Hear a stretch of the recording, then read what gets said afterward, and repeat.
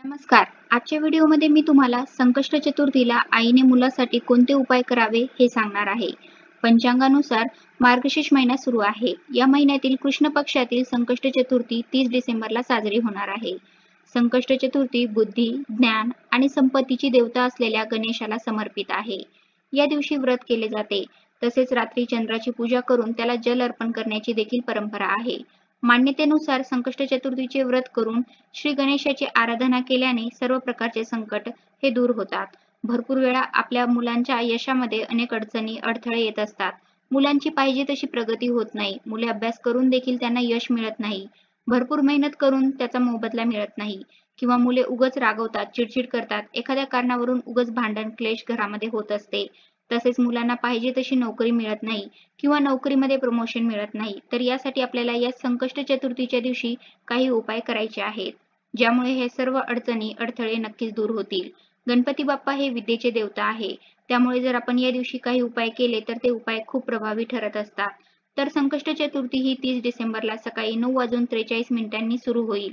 तर दुसऱ्या दिवशी 31 डिसेंबरला सकाळी 11:55 समाप्त होईल. त्यानुसार संकष्ट चतुर्थीचे व्रत 30 डिसेंबरला केले जाईल. या संकष्ट चतुर्थीच्या दिवशी आपण सकाळी लवकरच उठायचे आहे. अगदी ब्रह्ममुहूर्तावरती उठले तरी पण चालेल. कारण की जेव्हा आपण ब्रह्ममुहूर्तावरती पूजा, सेवा करत असतो, तेव्हा ती सेवा खूप फलदायी ठरत असते. त्यामुळे नेहमी पूजा, सेवा करत असताना ब्रह्ममुहूर्तावरती सेवा तुम्ही जरूर करावी. मान्यतेनुसार भगवान गणेशाला विघ्नहर्ता म्हटले जाते. त्यांची पूजा केल्याने व्यक्तीच्या जीवनातील संकटे आणि अडथळे दूर होतात. संकष्ट चतुर्थीच्या दिवशी श्री गणेशाची विधिवत पूजा केल्याने सर्व मनोकामना देखील पूर्ण होत असतात. या दिवशी आपल्याला गणपती बाप्पाला अभिषेक घालायचा आहे. प्रथम एक चौरंग ठेवायचा आहे. चौरंगावरती लाल वस्त्र टाकायचे आहे. त्यानंतर गणपती बाप्पाला अभिषेक घालायचा आहे.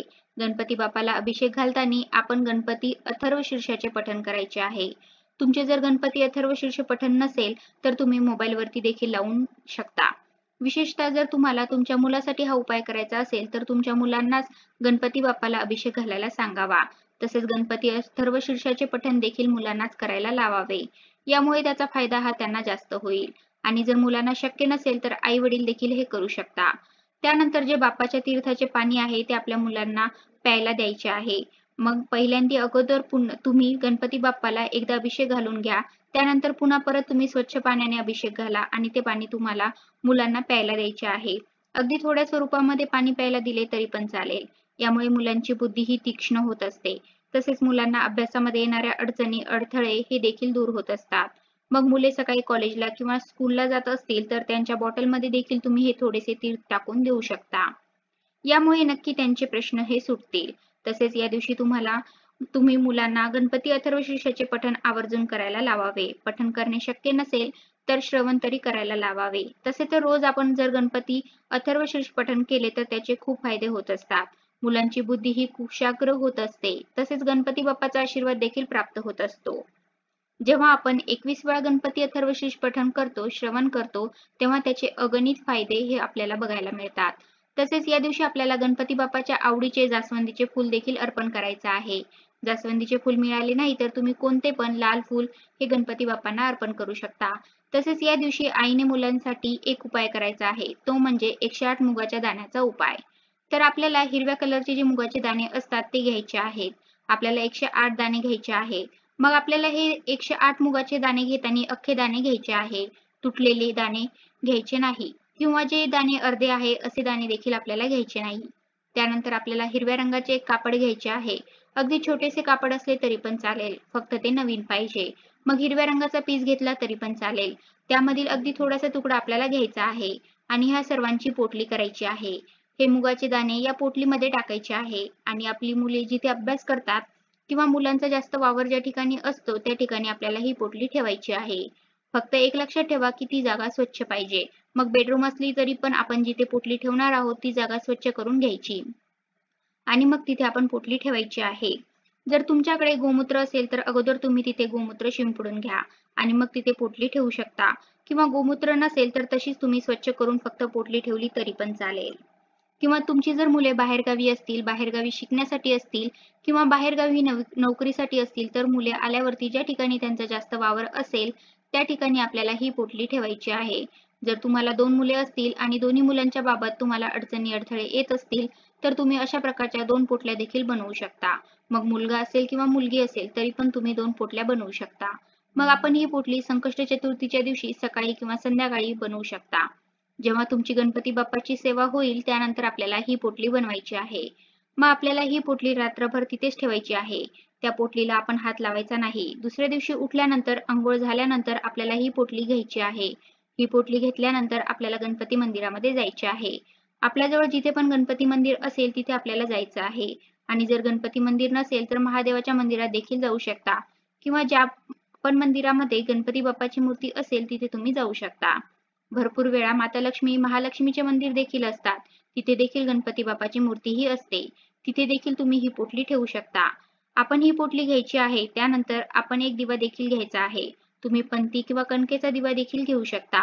आपल्याला हा दिवा गणपती मंदिरात लावायचा आहे. जिथे आपण पोटली ठेवणार आहोत तिथे आपल्याला हा दिवा लावायचा आहे.